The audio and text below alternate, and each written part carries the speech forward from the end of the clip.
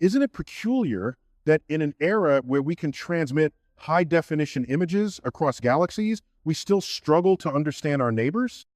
That we've mapped the human genome but remain blind to the architecture of our own fear? That we can split atoms, bend space-time, and peer back to the dawn of creation, yet can't seem to prevent ourselves from splitting societies, bending truths, or retreating from responsibility? This is the paradox of our time. We are cosmic beings, standing at the edge of profound possibility, and yet we tremble when the winds of transformation begin to blow. And those winds are picking up. Let's be clear, this is not a prophecy of doom. This is about turbulence. And turbulence is simply the universe reminding us that stability was never the goal. Growth was. At this very moment, we are living through one of the most turbulent and potentially transformative chapters in human history. A shift not limited to geopolitics or economics, but one that presses against the very membranes of our collective perception. It's not just our world changing, it's the lens through which we experience reality that's being recalibrated. Imagine a spacecraft encountering gravitational waves distortions in the fabric of space and time. Your sensors spike, systems flicker, and just as you prepare for technical failure, you realize this isn't a glitch, it's an invitation. That is where we are now as a species, navigating a wave of evolutionary pressure that is not external, but existential. In the language of physics, what we are witnessing may resemble a phase transition state where the system, under pressure, reorganizes into something new. The illusions we once held as constants are now revealing themselves as variables in a much larger equation of reality. It's not magic, it's emergence. Governed by natural laws, we are only beginning to understand the realization that what we assumed to be linear, stable, and fixed was never so. Reality is quantum, layered, and subject to vibration. And we, like electrons, can jump to higher orbits, but only when energy is applied. And that energy, it's here. It's in our geopolitical unrest, in our ecological feedback loops, in the sleepless stirrings of the human psyche at 3 a.m. It's in the dissonance we feel between what the world tells us is real and what our deeper intuition whispers in contradiction. And yes, it's overwhelming. But in science, turbulence precedes transition. In biology, chaos often foreshadows reorganization. In astronomy, collapse gives birth to stars. So the real question is, are we ready for the reordering of human consciousness? Not with bunker plans and escape fantasies, but with grounded inner resolve, mental clarity, and a sense of responsibility rooted not in panic, but in purpose. The Earth is not just shifting tectonically, but energetically. Systems rooted in separation, in fear, in power over rather than power with, they're unraveling. And the human nervous system, calibrated for millennia to survive within those systems, is struggling to adapt. You feel it, so do I. But rather than run from the pressure, what if we leaned into the physics of it? What if we understood that this turbulence is not designed to break us, but to break open the shell we mistook for identity? The turbulence is both outside and within. It's the disintegration of outdated belief systems, of inherited narratives, of stories that no longer match the data of our lived experience. And yes, those clinging to the old world out of fear, ignorance, or attachment will resist, some with media, some with missiles, some with memes. But resistance is part of the equation. In every ecosystem, there are forces of entropy and evolution. We are seeing both. There's no need for a metaphorical split into two Earths. What we're seeing is a divergence in awareness. Some are adapting their worldview to match new data, while others cling to outdated models. It's not about vibrational frequency, it's about intellectual flexibility. In the cosmos, those who adapt survive, and that applies to civilizations just as it does to species. And frequency, as we know from physics, determines form. As humanity is bombarded with information, misinformation, emotional triggers, and spiritual awakenings, the collective is being asked to choose, whether consciously or not, between fear and freedom, illusion and insight, reaction and response. And the choice is not a single moment, it's continuous, it's subtle, and it begins with awareness. What are you tuning into? What are you broadcasting? Because consciousness is a field, and we are both its sensors and transmitters. Just as the brain emits electromagnetic signals, so too does the human collective emit a wave hormone shaped by our choices, our thoughts, our action. So when the storm comes, and it will, it is not just about enduring, it is about aligning. And alignment requires not perfection, but integrity. Not control, but coherence. In astrophysics, black holes devour matter, but from the collapse of stars, new elements are born. In the same way, from the implosion of our outdated institutions, belief systems, and psychological comforts, new capacities are emerging. The capacity to discern, to feel, to connect across space, not just with satellites, but with soul. And in this time of turbulence, those capacities are not luxuries, they are lifelines. We are not here to escape the world. We are here to witness it, to be present with it, to act as stabilizers in the great vibrational shift, not because we're special, but because we showed up. And now, more than ever, it matters how we show up.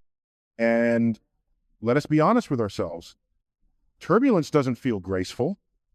It scrapes, it exposes, it drags to the surface everything we hope to hide beneath civility and routine. But within the chaos, a deeper pattern is unfolding. The systems breaking down are not only governmental or economic, they are neurological, emotional, and spiritual. The comfort zones of the collective psyche are dissolving, not because the universe is cruel, but because evolution does not consult our preferences. From the point of view of a caterpillar, metamorphosis must feel like annihilation. But to the butterfly, it was the only way. So ask yourself, where are you still clutching the cocoon, mistaking safety for meaning? Because in the gravitational push toward higher consciousness, resistance becomes drag, and drag slows your orbit. When Dolores Cannon spoke of volunteers incarnating into Earth during times of great change, she wasn't romanticizing suffering. She was describing a mission-and agreement made not in words, but in vibration. And you, if you're listening to this now, are likely part of that wave. That persistent restlessness some of us feel isn't mystical. It's the result of an evolved brain capable of perceiving dissonance between what is and what could be. It's not destiny, it's awareness. And that awareness is precisely what evolution has gifted us to navigate the uncertainties ahead. But being here now is not enough. This is not a spectator event. Earth is not a school where you passively attend. It is a laboratory transformation where your presence alters the experiment. Your energy calibrates the room. Your silence either amplifies the noise or creates space for clarity. So what will you do when the skies darken? When the institutions we trusted for stability crumble under the weight of their own irrelevance? Will you panic and regress? Or will you become a lighthouse stable, not because the waves stopped, but because your foundation is deep and true? The turbulence will not ask for permission. It will arrive disguised as economic collapse, technological confusion, social fragmentation, even global unrest. But underneath the drama, the deeper shift is simple: consciousness expanding beyond the paradigms that once defined human limits. The old Earth will not vanish, it will persist for those who still align with its frequencies. It is the version of reality where fear governs behavior, where power is hoarded, and truth is distorted for control. But the new Earth, what Dolores called a higher vibrational realness, not a utopia. It is a recalibrated matrix where empathy functions as law, coherence as currency, and presence as power. It is not a place you fly to. It is a frequency you embody. And to reach it, you don't need to be perfect, you need to be attuned. That's the real challenge of this moment. Not escaping the old world, but refusing to let it define your inner state. Think of it like tuning a radio. Both frequencies, the fear-based and the awakened dare, broadcasting simultaneously. The chaos of collapse and the clarity of rebirth. The volume you hear depends on what you're dialed into. So how do you choose your station?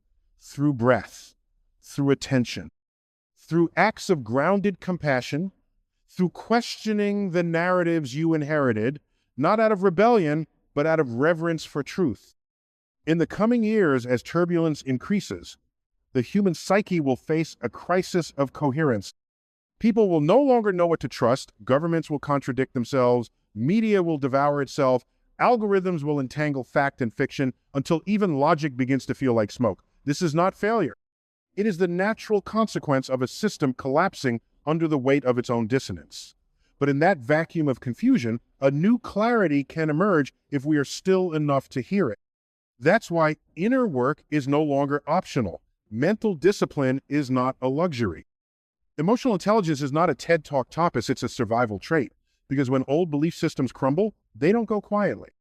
They collapse loudly through fear, through conflict, through projected blame, and if you're not anchored internally, you'll be swept up in the noise. You'll mistake collective panic for personal truth. You'll forget that evolution always requires chaos before coherence. But you don't have to forget. You can remember your agency. You can remember that you are not here to fix the world alone. You are here to become the kind of person who cannot be broken by its temporary madness. And in doing so, you become a stabilizing node in the network of awakening. That is not a metaphor. Consciousness is networked. Every coherent human being becomes a beacon that recalibrates the field around them. Just as one photon can influence the behavior of another across vast distances, your energy has ripple effects far beyond what your senses report. That's physics, that's reality, and that's responsibility. Because with that influence comes power, and with power comes choice. Will you radiate coherence or confusion, grounded presence or performative panic? The turbulence is a test not of morality, but of vibrational clarity.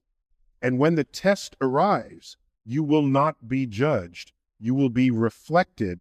The world will mirror back your frequency, and it will ask, are you broadcasting fear, or are you embodying the future? Now let's widen our lens, not to escape the Earth, but to remember its place. We orbit a modest star in a spiral galaxy among hundreds of billions, and yet our daily dramas often seem to eclipse the stars themselves. How strange it is that beings made of stardust have forgotten how to breathe like the cosmos. Somewhere along the line, we traded our celestial origin story for headlines, hashtags, and the illusion of permanence. But the universe, she never forgets. She continues to spiral, to expand, to evolve, and she invites us endlessly to do the same. The turbulence we face today, political, ecological, emotionalis, not separate from the greater cosmic pattern. Just as galaxies form from the chaos of collapsing clouds, we too are being asked to allow disorder to birth something intelligent within us. But this birth is not comfortable. It does not cater to your preferences. It disrupts everything false, including the false self you spent decades building. And that disruption is not punishment, it is purification. In thermodynamics, a system reaches equilibrium only after its excess energy is released. The heat, the chaos, the instability, all necessary phases in a system's quest for balance. And so it is with us. We are purging excess identity, outdated paradigms, inherited fears, and as they rise to the surface, we have a choice: repress them and remain stuck, or transmute them and rise. And make no mistake, those who benefit from stagnation will try to keep you down. Fear is still the currency of control, the oldest trick in the Book of Empire, but fear loses its grip the moment you see it for what it is. A tool, not a truth. A mechanism, not a mandate. And the media, as a system that profits from your attention, will flood your nervous system with curated crises. Not because it's evil, but because it's addicted to engagement. You must learn to discern signal from noise. Not every scream deserves your ear. Not every headline reflects reality. In times of turbulence, your attention is your compass. Guard it like the sacred resource it is. Because where your attention goes, your energy follows, and where your energy flows, your reality grows. So be deliberate. What you consume, you become. This is not metaphor, it's neuroplasticity, it's vibrational entrainment. It's biology and physics working together to shape your destiny. Now imagine a world where millions of people awaken to this principle, not as a spiritual cliche, but as a scientific reality. A world where internal alignment becomes more valuable than external validation. where children are taught not only math and language, but emotional regulation and cosmic perspective, where wisdom is not hoarded in temples or boardrooms, but shared openly like sunlight. That world is not fantasy, it is a probability one whose manifestation depends on the choices we make now. And those choices are not just collective, they are deeply, radically personal, because the collective is not some abstract blob. It is composed of individuals, of you, of me, of people deciding moment by moment whether to numb or to feel, to blame or to reflect, to conform or to evolve. And in that quiet calculus of daily decisions, the future takes shape. So when you feel the ground shake, when systems collapse and familiar structures dissolve, don't panic, pause, breathe, realign. Remember that the chaos outside is a mirror of the unfinished symphony inside.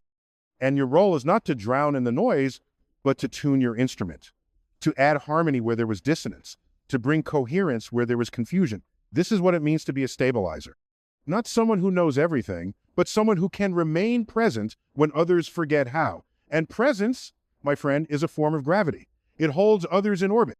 It anchors truth in times of turbulence, and it cannot be faked. You earn it through inner alignment, through discipline, through deep listening, not to the news, but to the whisper beneath the chaos, the quiet voice of evolution, asking you to step up, not as a savior, but as a signal, a clear signal that says, I will not amplify fear. I will not recycle panic. I will stand calm and coherent in the eye of the storm. And I will remind others, not through slogans, but through being, that we are not here to collapse. We are here to become. To become what, exactly? That's the question trembling beneath the surface of our times. What is humanity evolving into? Are we becoming more intelligent or merely more informed? Are we becoming more connected or simply more entangled? The difference is not semantics, it's seismic. True connection requires presence, attention, vulnerability, and above all, truth. Not objective, cold truth, but lived truth, the kind that bridges the space between mind and heart. And in that sense, the turbulence we now face is not just about systems collapsing, it's about illusions being peeled away until all that remains is what's real. And reality, though often inconvenient, is also redemptive. In astrophysics, the event horizon of a black hole marks the point of no return. Light itself cannot escape. But what many forget is that just beyond that veil, new realities may be born. Some physicists believe black holes give rise to baby universes, entire dimensions folded into the fabric of space. Could it be then that the collapse we fear is actually a portal? A cosmic threshold between the world we knew and the one that's trying to emerge? If so, then the real question isn't how do we survive the fall, but how do we midwife the birth? How do we show up as intelligent participants in a universe that evolves through its observers? Because whether we admit it or not, we are co-creating the next version of Earth. With every reaction, every belief, every breath, we are sending data into the collective field. And the algorithms of life, much like those of machines, respond to input. So what inputs are you feeding the field? Hope or hopelessness? Integrity or apathy? Curiosity or cynicism? The choice isn't easy. In fact, it's the most difficult task of our species so far, not landing on the moon, not decoding DNA, but staying conscious in the face of collapse. Staying loving when love feels impossible. Staying human when fear demands we reduce ourselves to reaction. But that is the crucible we're in. And just like the stars, we too are forged in pressure. In the nuclear chaos of their cores, hydrogen atoms are slammed together until they fuse into helium, releasing light, heat, and life itself. Without that pressure, stars do not shine. And without the pressure of our moment, we do not awaken. So let us not run from the heat. Let us use it. Not to burn others, but to burn away the layers of fear, shame, and falsity that have dimmed our brilliance. Because beneath it all, we are not chaos, we are cosmos. We are the dust of ancient suns, wrapped in DNA, capable of compassion, creation, and clarity. But clarity requires silence. And silence is rare in a world addicted to noise. So we must carve it out daily, deliberately, like astronomers carving through light pollution, to glimpse the stars, meditation, solitude, reflection. These are not luxuries, they are survival tools. Because without inner clarity, we will be pulled into every narrative storm, every emotional tsunami, every political panic. And if we are always reacting, we are never responding. And if we are never responding, we are no longer free. That's the hidden cost of unconsciousness. It feels like survival, but it forfeits sovereignty. And sovereignty, my friend, is not about control over other sits, about alignment within yourself. The ability to choose your frequency, regardless of external static, to hold your course like a spacecraft navigating solar windsnot by resisting the force, but by adjusting your angle. And your angle, your perspective is everything. It is the difference between seeing crisis or opportunity, enemy or mirror, end or beginning. The universe, for all its scale, responds to subtlety. Change your lens and your whole sky changes. And right now, our collective sky is clouded. But behind those clouds, the stars remain. They have never left, and neither have you. Beneath your confusion is clarity. Beneath your fear is purpose. Beneath your exhaustion is potential still untouched. And it is precisely in these turbulent times that potential becomes kinetic. That the theory of who you are is tested against the gravity of who you could be. And you don't need to be a scientist to understand this. You only need to remember. Remember what it feels like to breathe deeply, to listen fully, to live as though your choices matter, because they do. They ripple out. They echo across timelines, touching lives you'll never meet, just as stars long dead still light up our night sky. Your courage today can illuminate tomorrow for someone else. So the question becomes not, will there be turbulence? There already is. The question is, what kind of signal will you send through it? And perhaps the most humbling realization of all is this: the universe doesn't owe us stability. It offers only change relentless, rhythmic, and revealing. From the first quantum fluctuation that birthed time itself, to the complex social structures that now strain under their own weight, everything that survives does so by adapting. And adaptation doesn't mean comfort, it means coherence. It means listening when the signal beneath the noise whispers, there's more to you than survival. That whisper may not come from a mountain or a prophet. It may come in the stillness after a breakdown, in the quiet between breaths, or in the strange knowing that nothing external can explain. It comes when the mind surrenders its certainty, and space is made for something older than logic: awareness. Awareness that your life is not random, that you, the individual listening now, are an intersection of ancestry, cosmic dust, karmic pattern, and possibility. That your pain, your joy, your confusional of itis data that the universe gathers, not to judge you, but to learn through you. You are not here as a mistake. You are not detached from the cosmos. You are a product of it. Your brain, made from stardust, is the universe becoming aware of itself, not in some poetic sense, but through neurons, electricity, and billions of years of evolution. What you perceive feeds back into how we as a species interpret reality. So the question is not, what should I be doing? The question is, what frequency am I holding? Because the most powerful contribution you can make is not in the noise of reaction, but in the clarity of alignment. You may never lead a movement. You may never hold public office. But if you stabilize your inner world in an age of collapse, you become a lighthouse. And lighthouses don't move. They anchor. They illuminate. They guide others, not by argument, but by being. And that is what this moment calls for. Not more noise, but more being. Not more opinions, but more embodiment. Not more followers, but more frequency holders. Because the great divide that's forming is not between left and right, rich and poor. East and west it is between those who live in fear and those who live in presence. Between those who outsource their truth and those who generate it from within. Between those who collapse under pressure and those who transmute pressure into presence.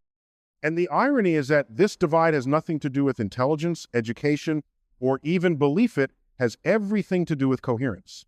In physics, coherence describes the alignment of waveforms. When waves are coherent, They amplify one another. When they're not, they cancel each other out. Humanity is at that threshold. We can either continue amplifying fear, division, and noise, or we can align individually and collectively with a higher signal.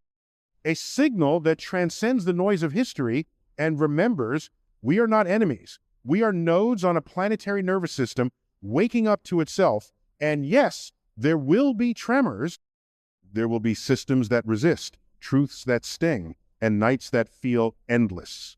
But night is when the stars appear. And turbulence, while uncomfortable, is also honest. It reveals what we've been avoiding, it humbles what we thought we knew, and it prepares you not for comfort, but for truth. And truth, when finally felt, doesn't paralyze, it liberates. And that liberation isn't loud, it's quiet. It's the moment you realize you no longer need to be understood, because you understand yourself. You no longer need to control, because you're aligned. You no longer fear the collapse because you see the birth inside it. And from that place, you begin to live differently. You begin to breathe on behalf of something greater. You begin to walk into rooms and change their temperature, not with force, but with frequency. And that frequency, steady, clear, and coherent, is what this earth is starving for. Not more knowledge, not more innovation, but more people who remember who they are in the midst of chaos. More people who are not defined by algorithms, but by awareness. Who are not governed by headlines, but by heartlines. Who do not outsource their power to false idols, but reclaim it from the silence within. This is how we cross the threshold, not all at once, not through revolution, but through resonance. Through enough individuals choosing to stabilize rather than spiral, to align rather than argue, to radiate rather than react. That is the new earth. Not a place we escape to, but a dimension we activate here, in this breath, in this body, in this very moment. So now, standing on the edge of this great unraveling, the final question is not when the turbulence will end, but who we will become because of it. Will we emerge more divided, more hardened by fear and addicted to blame, or will we evolve subtly, deeply, irrevocably into a civilization capable of remembering its origin and imagining its destiny? Because the truth is, we are not passive observers of this cosmic storm. We are the eye of it. We are the stillness in the center from which clarity can radiate outward.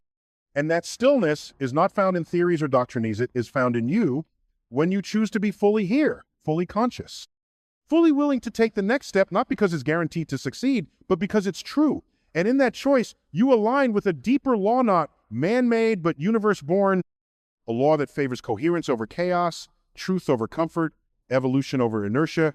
And once you feel it not as an idea, but as a living current, you realize you were never powerless. You were only distracted. You were never unworthy. You were only misaligned. The turbulence was never the enemy. It was the echo of a larger intelligence asking you to rise. And now, more than ever, we are being called to rise not with pride, but with purpose. Not to escape the earth, but to serve it better. To walk gently, to think clearly, to feel fully, to reconnect the severed strands between science and soul, between logic and love, between mind and cosmos. Because this earth, this tiny pale blue dot suspended in the darkness, is not just a place we inhabit, it is a mirror of who we are becoming. And what we become now will ripple outward into generations unborn, into galaxies unseen, into dimensions unimagined. That is the scale of this moment. That is the weight of your presence. So take one final breath, not to relax, but to remember, you are not here by accident. You are here as a stabilizer in a storm of forgetting, a transmitter of the signal that says we can evolve.